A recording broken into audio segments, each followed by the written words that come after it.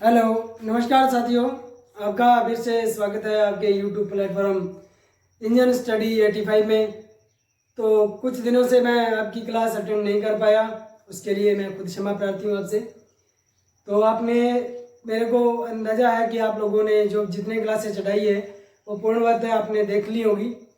कुछ सिलेबस अभी आपका जो हमारा टॉपिक चल रहा है कौन सा इंजन के भाग, उसमें से कुछ अभी बाकी है। जैसे आज जो करवाने जा रहे हैं इंजन बेरिंग, उसके बाद पिस्टन, गजन पिन के प्रकार और फायरिंग क्रम। कुछ ज़्यादा लंबा चौड़ा नहीं बचा है। जैसे ही हमारा ये टॉपिक पूरा हो जाता है तो हम पढ़ेंगे इससे रिलेटिव जितना हमने पढ़ा आज तक इंजन के भाग में, उससे संबंधित जितने भी प्रश्न आज तक आए हैं, गत परीक्षा में आए हैं, कुछ इम्पोर्टेंट है, कुछ प्रश्नों पे हमें चर्चा भी करनी पड़ेगी कि इसका आंसर ये कैसे आया। तो चलो चलते हैं आज के हम अपने टॉपिक पर। देखते हैं सबसे पहले हमारे पास इंजन बेरिंग। तो इंजन बेरिंग आपने बहुत सारे बेरिंग देखे होंगे, ज़्यादा नहीं तो आपने ये बॉल बेरिंग तो देखा ही होगा। ज़्यादा नहीं कहते, आपने बॉल बेरिंग देखा होगा। बॉल बेरिंग में इस प्रकार छोटी छोटी बॉलें होती है, सारी की सारी बॉल इस तरह से केज में बंद होती है। क्या होती है? एक केज में बंद होती है जिसे अपने कहते हैं पिंजरा। इसको अंदर वाले भाग को कहते हैं इनर रेस और बाहर वाले भाग को आउटर रेस। ये बॉल होती है, ये केज कहलाता है, केज या पिंजरा। तो इसका क्या काम होता है? सबसे मुख्य काम इंजन बेरिंग का होता है घर्षण को कम करना, उत्पन्न होने वाली ऊष्मा को कम करना, झटकों को कम करना। इस तरह से बहुत से इसके कार्य होते हैं, क्योंकि हमें पता है जब हम इसमें से एक शाफ्ट पास करते हैं, इस तरह से एक शाफ्ट पास करते हैं तो शाफ्ट का सीधा सीधा बल इस पर यहाँ लगता है। अगर यहाँ हमारे बेरिंग के अलावा सीधा कोई भाग हो तो वो एक जगह से घिस जाएगा, बल्कि ये हमारा भाग साथ साथ रोटेट होता रहता है। इसी के साथ एक चीज़ पढ़ने की जरूरत पड़ेगी कि हमें पता है कि ये एक बेरिंग है और इसके अंदर एक ये शाफ्ट है। शाफ्ट और बेरिंग लगभग पूर्णतः फिट होते हैं, परंतु क्या एक जगह का ऐसा आएगा कि ये भाग ज़्यादा घिसना चाहिए। इसको घिसने से बचाने के लिए हम एक पद्धति अपनाते हैं जो हम आगे पढ़ेंगे, जिसे अपने कहते हैं लुब्रिकेशन सिस्टम। क्या? Lubrication system. तो लुब्रिकेशन सिस्टम में क्या होता है?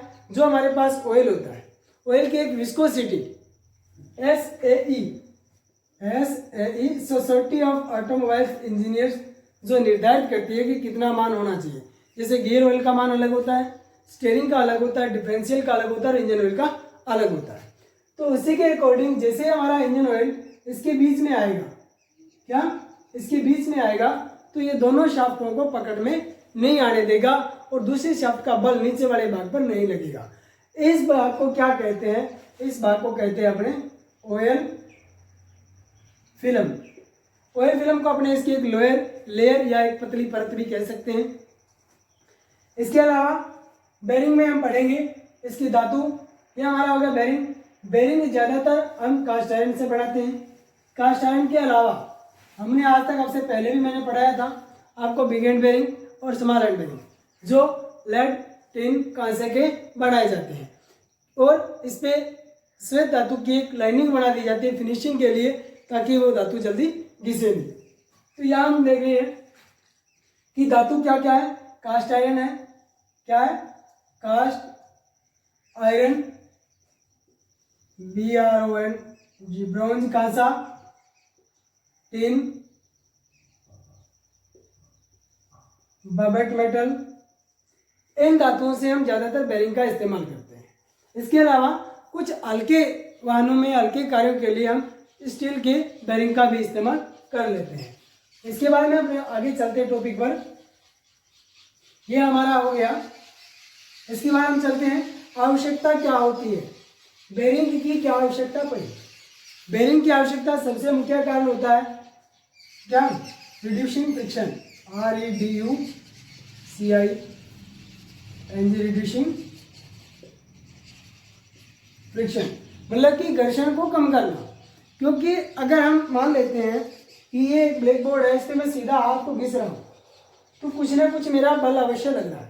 अगर इसी के ऊपर मैं कोई ऑयल लगा दूँ, चाहे वो सरसों का तेल है, मोबिल ऑयल है, वो लगाने के बाद मेरा हाथ ऐसे निकलेगा, ऐसे डायरेक्ट सीधा निकलेगा, तो दोनों में कुछ अंतर हुआ ना।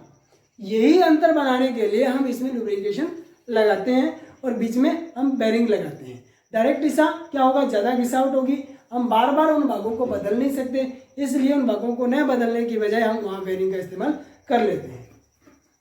उसके बाद आता है दीर्घायु, मतलब कि जो बेरिंग है वो जो इंजन हमारा है लंबी आयु तक चलता रहे, क्योंकि हमें पता है कि ये गाड़ी में जब बेरिंग लगा हो हाथ से रोलिंग करते हैं तो काफ़ी वक्त तक वो घूमती रहती है। आपके घर में साइकिल है, साइकिल की जैसे ही बॉल्स जो एक तरह के उसमें बेरिंग नहीं होता है, केज ही होता है चक्के में, उस केज में अगर गोलियां खत्म हो जाती है, कड़कड़ाहट की आवाज़ आएगी, झटके लेगा, रोलिंग नहीं बढ़ेगा। यही सब रीज़न हमारे इंजन में भी संभावित होते हैं, इसलिए दीर्घ आयु तक चलाने के लिए हम बेरिंग का इस्तेमाल करते हैं। उसके बाद में आता है संक्षारणरोधी। बेरिंग ऐसी धातु का बना होना चाहिए जो संक्षारित नहीं, ऑक्सीडाइजेशन नहीं हो उसमें, उस पर किसी प्रकार का जंग का, तेजाब का, क्षार का, अम्लों का प्रभाव नहीं पड़ना चाहिए। अगर पड़ेगा तो क्या होगा, वो जाम हो जाएंगे, जाम हो जाने के बाद वो क्या होगा, एक दूसरा पार्ट आपस में चिपक जाएगा। ये हमारे हो गए इसके क्या हो गए आवश्यकताएं। इसके बाद हम पढ़ते हैं प्रकार। तो प्रकार में मैंने कुछ बेरिंग आपको बता दिए, उससे पहले कुछ बेरिंगों का आपको वर्गीकरण बताता हूँ कि ज़्यादातर हम पढ़ते हैं बॉल बेरिंग।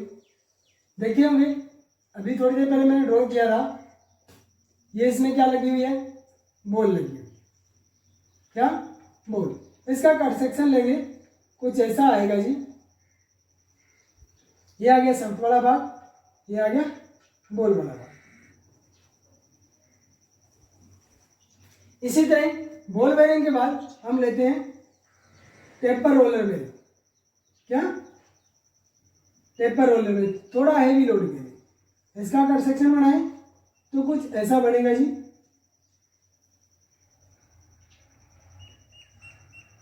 ये जो बेरिंग होते हैं बड़े व्हीकल में, आपने ट्रक में, ट्रैक्टर में, इनमें देखे होंगे ये रोलर बेरिंग बने होते हैं। एक हम पढ़ेंगे नीडल बेरिंग।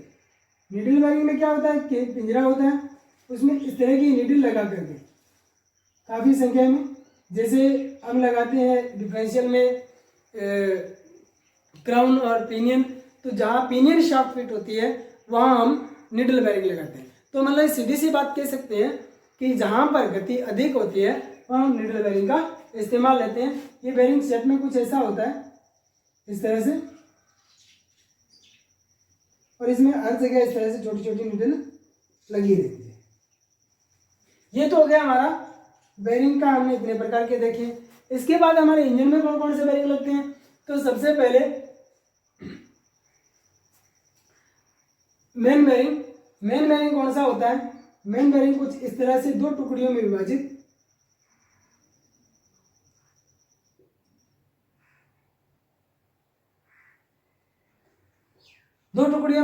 और कॉलर वाला बेरिंग होता है, जो कहाँ लगता है, क्रैंकशाफ्ट के जनरल वाले भाग पर।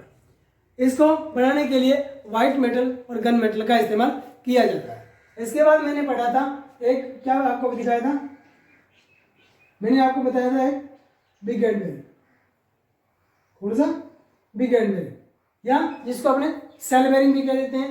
कौन सा, सेल बेरिंग, या इसको अपने बोल देते हैं टुकड़ी भी। तो ये बेरिंग कहाँ होगा, कनेक्टिंग रॉड के पिन वाले भाग पर और क्रैंकशाफ्ट के पिन वाले भाग पर और कनेक्टिंग रॉड के बड़े सिरे पर इस बेरिंग का इस्तेमाल किया जाता है, जो ज़्यादातर व्हाइट मेटल और गन मेटल से बनाए जाते हैं। इसे अपने बिग एंड बेरिंग भी बोल देते हैं। इसी तरह एक आएगा स्मॉल बेरिंग। स्मॉल बेरिंग बिल्कुल गोल होता है, यह गन मेटल, व्हाइट मेटल या सॉफ्ट धातु का, ब्रॉन्ज का भी बनाया जा सकता है। ये जो कनेक्टिंग रोड होती है, जो मैंने एक दिन आपको ड्रॉ करके दिखाई थी इस तरह से, आपकी ड्राइंग अच्छी होनी चाहिए, क्योंकि आपकी ड्राइंग आपके हर सब्जेक्ट में काम आएगी, थ्योरी में, प्रैक्टिकल में। और दूसरा आपका जो ड्राइंग का पेपर आएगा उसमें हर तरह का एक क्वेश्चन आने वाला है, फ्री हैंड स्केच। तो फ्री हैंड स्केच में आप आसानी से इसे बना सकते हो। यहाँ से हम थ्रू बोल्ट लेंगे, जो आर पार लगाकर यहाँ नट लगा देंगे इसको, यहाँ जो मैंने लगाया था अभी, कौन सा, एक बेरिंग लगाया था जिसका मैंने नाम दिया था बिग एंड बेरिंग। कौन सा, बिग एंड बेरिंग। इसके यहाँ एक होल बना होता है और एक आर पार छिद्र होता है इसमें कनेक्टिंग रोड में, और यहाँ एक जो बेरिंग लगेगा इसके भी एक छिद्र होगा। और यहाँ जो लगी हमारी कौन सी, क्रैंक पिन वाला भाग, पिन वाला भाग, तो पिन वाले भाग में होल होता है, यहाँ से लुब्रिकेशन ऑयल यहाँ करता हुआ यहाँ जाएगा, इस भाग को लुब्रिकेट करता रहेगा, इस तरह से हमारे बेरिंग भाग जाम नहीं है। तो चलो चलते हैं। ये तो थे हमारे बेरिंग जो ज़्यादातर हमारे इस्तेमाल में होते हैं, तो ज़्यादा कठिन नहीं है। बेरिंग हमें big end bearing, small end bearing, shell bearing और bush bearing, needle bearing, bar bearing, roller bearing, taper roller bearing, इतने ही हमें याद रखने हैं। उसके बाद अपने चलते हैं पिस्टन पे। आज हम पढ़ेंगे पिस्टन। तो सबसे पहले पढ़ते हैं पिस्टन का कार्य। पिस्टन का कार्य होता है इंजन के स्ट्रोकों को पूरा करना, इंजन में वाल्व जो गैस आती है, गैसों के लीकेज को रोकने का काम कौन करता है, पिस्टन करता है। पिस्टन में जो थ्रस्ट मिलती है उन झटकों को सहन करना, उसके द्वारा मिली हुई पावर कनेक्टिंग रोड के माध्यम से हमारे क्रैंकशाफ्ट तक पहुंचाने का काम पिस्टन करता है। पिस्टन पर जो गर्मी पैदा होती है उस गर्मी को विस्तार करने का, एक्सपांसन का काम भी पिस्टन करता है। उसके ऊपर रिंग लगाने का स्थान भी हमें पिस्टन पर ही मिलता है। इस तरह से हमारे पिस्टन के काफ़ी कार्य हो जाते हैं। काम के अकॉर्डिंग हम पिस्टन पढ़ेंगे 4 प्रकार के, कौन कौन से, 4 टाइप्स के। नंबर 1, पहले पिस्टन बना लेता हूँ, आपको पहले बना के दिखाए हुए हैं।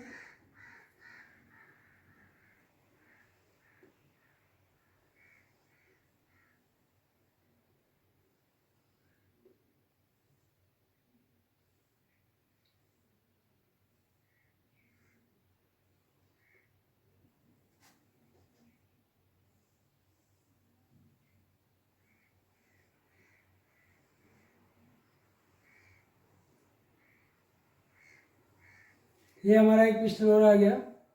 सभी पिस्टन के अलग अलग नाम, अलग अलग कार्य हैं। दोनों पिस्टन में अंतर देखना अभी क्या आया।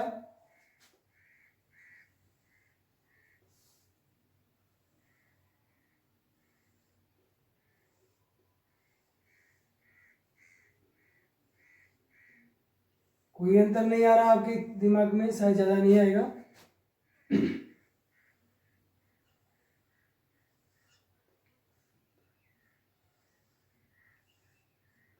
अब आपको पहचान हो जाएगी कौन सा पिस्टन कहाँ कैसे लगता है। अब हम इन चारों पिस्टन के अलग अलग नाम दे दें। जैसे इसको दे दें फ्लैट हेड, इसको कॉनकेव हेड,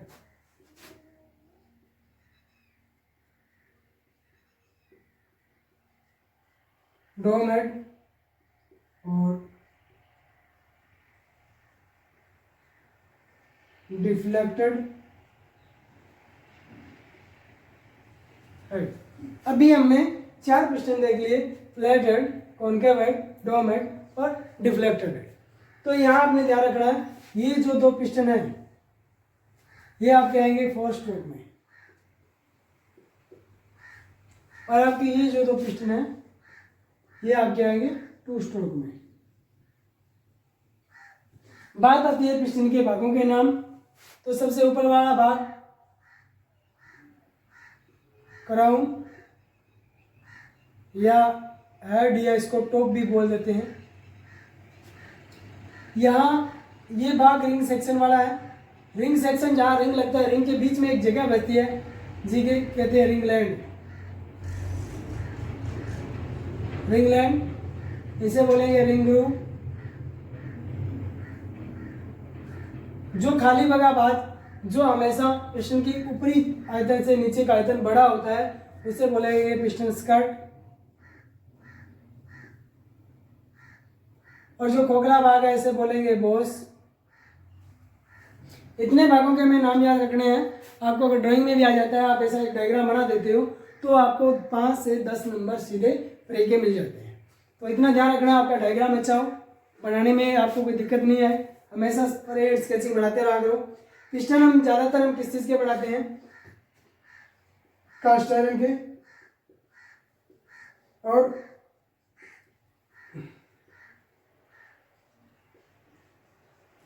एल्यूमिनियम हो गई। एलॉय में एल्यूमिनियम के क्या मिलाते हैं? Aluminium 91%, copper 7%, zinc 2%। इन सबसे मिश्रण बना करके हम क्या बना लेते हैं? एक एलॉय बना लेते हैं। आगे आता है एक हीट डैम। यही से हम पढ़ लेंगे। क्या बहुत महत्वपूर्ण प्रश्न है, एक पिस्टन में हीट डैम क्यों काटा जाता है? क्योंकि हमें पता है ऊष्मा पाने के बाद पिस्टन विस्तारित होता है, फैलता है, थोड़ा फैलने के बाद वो चल रही सली में फंस जाता है, इसलिए मुझे कुछ क्लियरेंस भी लिखा जाता है। तो यही बात कर लें, हमने लिखा कास्ट आयरन। कास्ट आयरन के लिए क्लियरेंस रखा जाता है 0.001 इंच तक, क्योंकि कास्ट आयरन के पिस्टन बहुत कम फैलते हैं। उसी तरह एल्यूमिनियम के पिस्टन के लिए रखेंगे 0.002 इंच से 0.004 इंच तक साइड क्लियरेंस रखा जाता है। जैसे हम पिस्टन, जैसे हम बात सुनते हैं कि उसने टाइट बोर किया, उसने थोड़ा ढीला बोर कर दिया, ये बोरिंग की जो प्रक्रिया है ये यहीं जाती है कि जितना हम टाइट करेंगे उतना घिसने के बाद हमारा पार्ट्स अच्छा आ जाता है, और इतना भी टाइट नहीं करें कि हमारा इंजन चलने के बाद ज़्यादा गर्म हो जाए। बात पीछे बेरिंग पर भी चलती है कि बेरिंग के खराब होने की क्या संभावना रहती है। नंबर 1 रहता है कि लुब्रिकेशन ऑयल नहीं पहुंच जाता, या लुब्रिकेशन ऑयल की विस्कोसिटी खो जाती है, हम पहचान नहीं करते, हम देखभाल नहीं करते, ऑयल का काफ़ी टाइम से सर्विसिंग नहीं किया तो ऑयल की विस्कोसिटी खराब हो जाती है और वहाँ परत नहीं बना पाता। जो ऑयल फिल्म मैंने आपको नाम बताया है, ऑयल फिल्म टूट जाती है और दोनों भाग आपस में रगड़ने लगते हैं और दोनों भाग घिस जाते हैं। इस तरह से ही हमें इसका भी ध्यान रखना पड़ता है कि कितना साइड क्लियरेंस रखा जाता है। इसी तरह हम चलेंगे, ये हो गया। बात चल रही थी हीट डोम की। अभी मैं ये एयरवायर डायग्राम मिटा रहा हूँ, हीट डोम में आपको दर्शाता हूँ कहाँ है।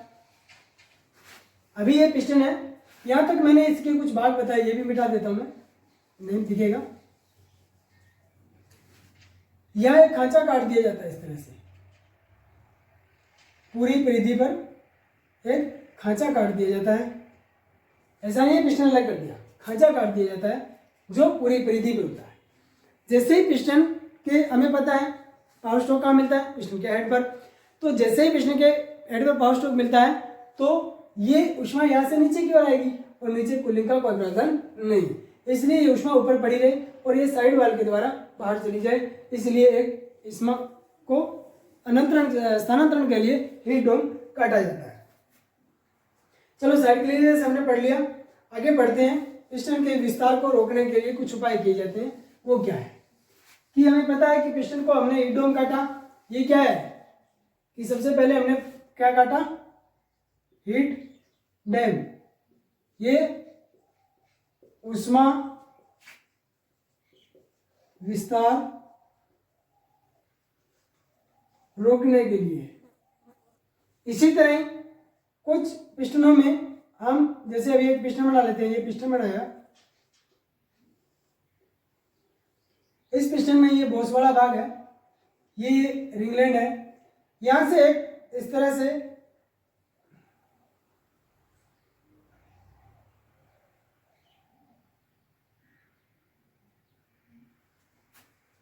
टी स्लॉट काट दिया जाता है। कुछ इंजनों में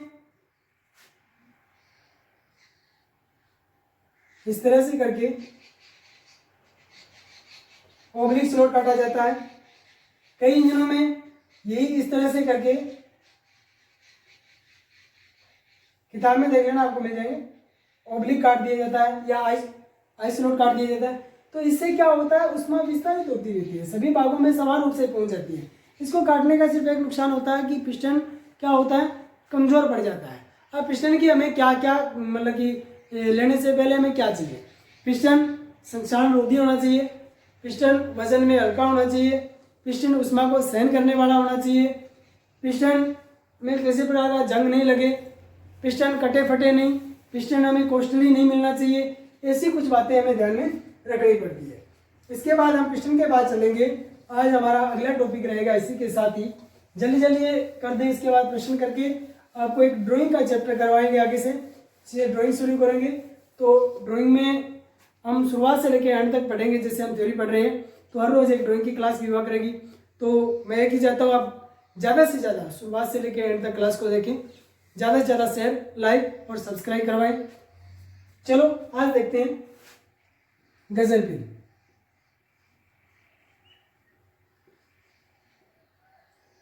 गजन पिन, अभी तक हमने पिस्टन पढ़ लिया, कनेक्टिंग रोड पढ़ ली, क्रैंकशाफ्ट पढ़ लिया, गियर पढ़ लिए, सब कुछ पढ़ लिया। अब हमारे पास बच जाती है गजन पिन। गजन पिन के अन्य नाम क्या है? रिस्ट पिन,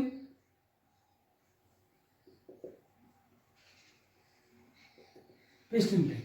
ये क्या फिट होती है? जो पिस्टन वाला बॉस होता है, इस बॉस में फिट की जाती है। यह खोखली स्टील की पॉलिश की हुई एक खोखली नली होती है जिसे इसमें फिट कर दिया जाता है और इसके साथ कनेक्टिंग रोड का छोटा सिरा फिट किया जाता है। कनेक्टिंग रोड को भी हमने दो भागों में पढ़ा था, एक स्प्लिट टाइप या एक सॉलिड। ऐसी जो दो भागों में खुल सके, एक जो खोखली सॉलिड होती है जिसका कोई भाग नहीं खुलता। तो यहाँ हम देखें, अब इसको मान लेते हैं इस भाग में मैंने कनेक्टिंग रोड को लगा दिया। क्या लगा दिया? कनेक्टिंग रोड को लगा दिया। ये वाला भाग इसमें आ गया। अब इसको फिट करने के कुछ तरीके तो होंगे, ऐसा तो नहीं है कि सीधा लगा दिया जी हो गया, नहीं, ऐसा नहीं होता। तो आज हम यहाँ फिटिंग पढ़ेंगे। नंबर 1,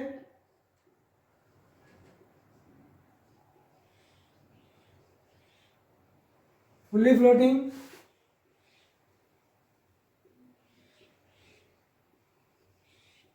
सेमी फ्लोटिंग और फिक्सड पिन। तीन नाम याद रखने हैं। कौन कौन सा गुरुजी? एक तो फुल्ली फ्लोटिंग है, एक सेमी फ्लोटिंग है और एक फिक्सड पिन है।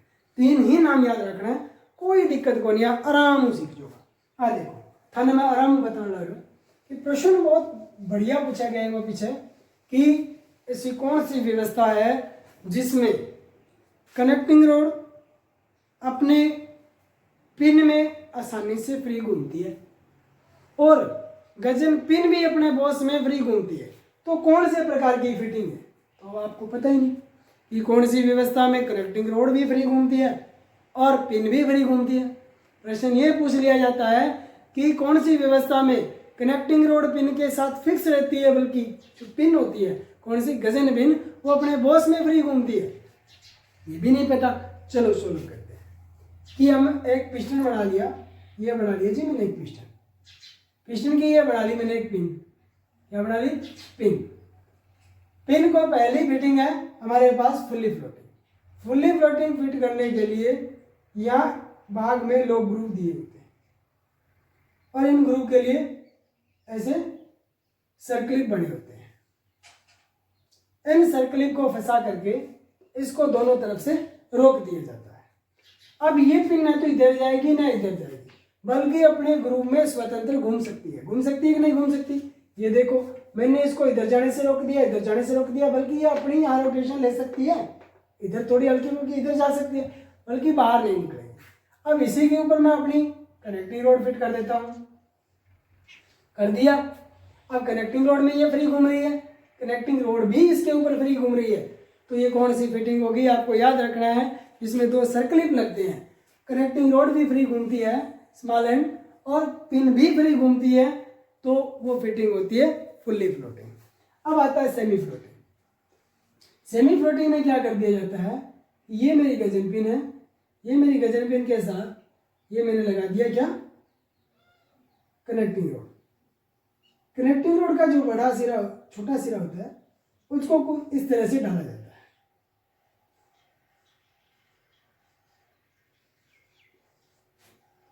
इस तरह से बना दिया।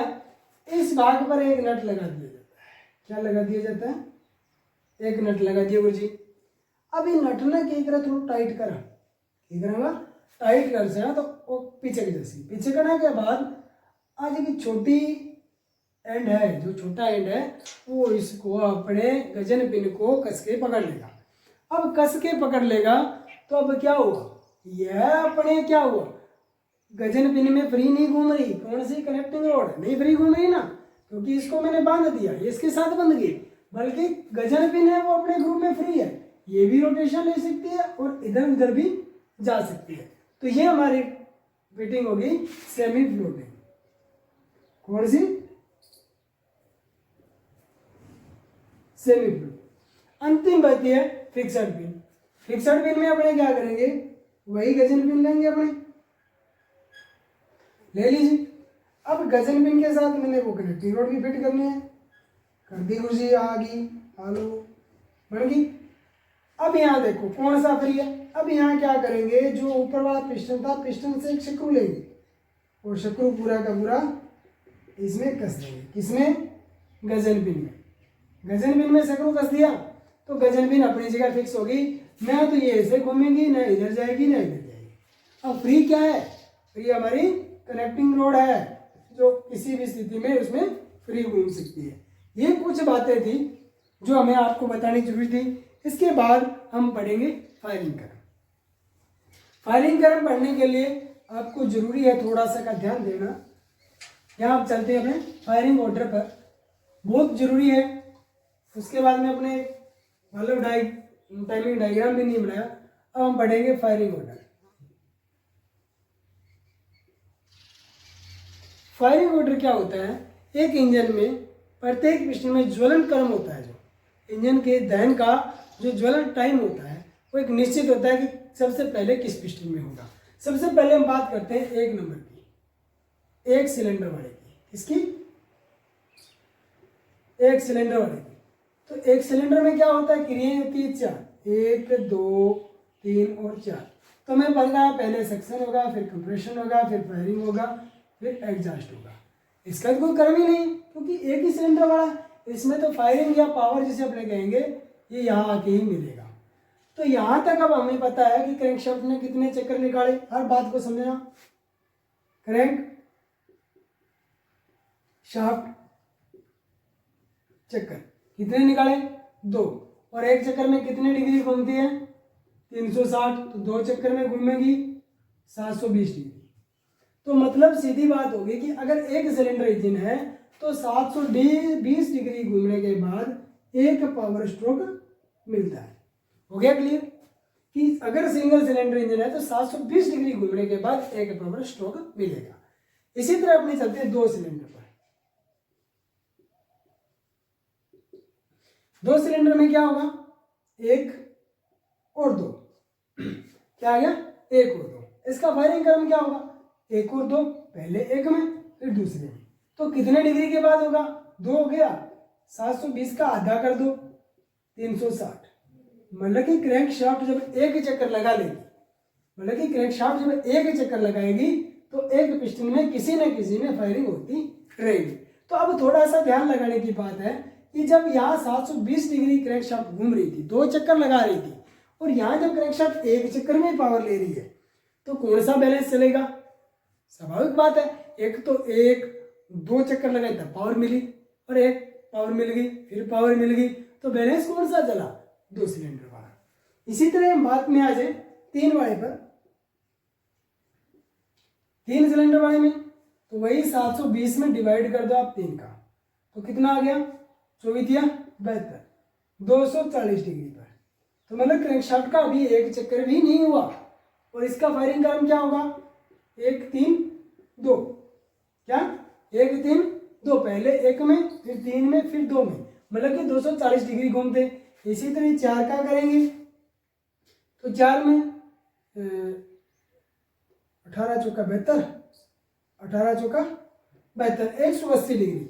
मतलब कि क्रैंकशाफ्ट का आधा ही चक्कर आएगा तब तक किसी न किसी एक सिलेंडर में पावर, जैसे 1 3 4 2, 1 4 3 2, ये कुछ फायरिंग क्रम होते हैं किनके? इन इंजनों के। तो यहाँ पहले इसमें इसमें इसमें और इसमें। अब यहाँ तक कितना घूमी क्रैंकशाफ्ट? 180 डिग्री। 180 डिग्री में कितना चक्कर आता है? आधा। यहाँ से यहाँ तक क्रैंकशाफ्ट घूमी, इसमें पावर मिल गई। यहाँ से यहाँ तक घूमी, 3 में मिल गई, फिर आधा घूमी, 4 में मिल गई, फिर आधा घूमी, 2 में मिल गई। मतलब कि ये और ज़्यादा बैलेंस चलेंगे। इसी तरह 6 में चले तो 6 का बनाने का तरीका अलग है। 4 का बनाए तो आप ऐसे कर लेना, यहाँ लिख लेना 1 2 3 और 4। 1 3 और 4 2, 1 4 3 2। इस तरह से आप इसका फायरिंग क्रम ज्ञात कर सकते हैं। इसी तरह अगर आप बात करें 6 सिलेंडर की, तो 6 में कितना संतुलित चलेगा हमें पता है, कितना आया 12 छिका 72, लगभग 120 डिग्री पर हमें पावर मिल रही है। अगर 8 का ज्ञात करें 9 8 72, तो 90 डिग्री पर भी पावर मिल जाती है। आपको डिग्री ज्ञात करना है, कितने डिग्री पर पावर मिलती है, ऐसा प्रश्न पूछ लिया जाता है। 6 का ज्ञात करें 1 2 3, 1 2 3 4 5 और 6, ये हो गया हमारा 6 सिलेंडर। अब इसके फायरिंग क्रम वैसे तो याद नहीं रहते, जैसे 1 3 5 6 4 2, 1 5 3 6 2 4, ऐसे कुछ फायरिंग क्रम काफी है। अब हम यहाँ से बढ़ा के देखें 1 4 1 4 5 6 3 2, एक हो गया। दूसरा देखें 1 3 2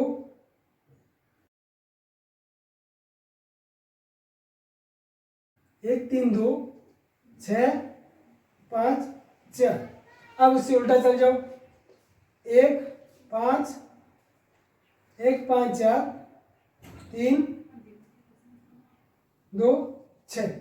इस तरह से आप इसको घुमा फिरा करके इसके फायरिंग क्रम ज्ञात कर सकते हो। चलो इसके बाद हम ये देख लिया कि फायरिंग क्रम क्या होता है। इंजन का एक निश्चित क्रम पर, निश्चित डिग्री पर ज्वलन देना, उसका फायरिंग क्रम होता है। आज मैं इंजन के भाग मिटा देता हूँ। आज के बाद हम पढ़ेंगे क्या, इंजन के संबंधित इससे प्रश्न जो भी आए हुए हैं। तो उसके बाद हम देखते हैं, एक आध ड्राइंग की क्लास लेते हैं और उसके बाद रेगुलर हमारा ये कोर्स चलता रहेगा जब तक आपके एग्जाम नहीं होते। तो मेरी आपसे बार बार ये है कि क्लास शुरुआत से लेके अंत तक जरूर देखें और ज़्यादा से ज़्यादा शेयर, सब्सक्राइब और लाइक करवाएं। जय हिंद, जय भारत।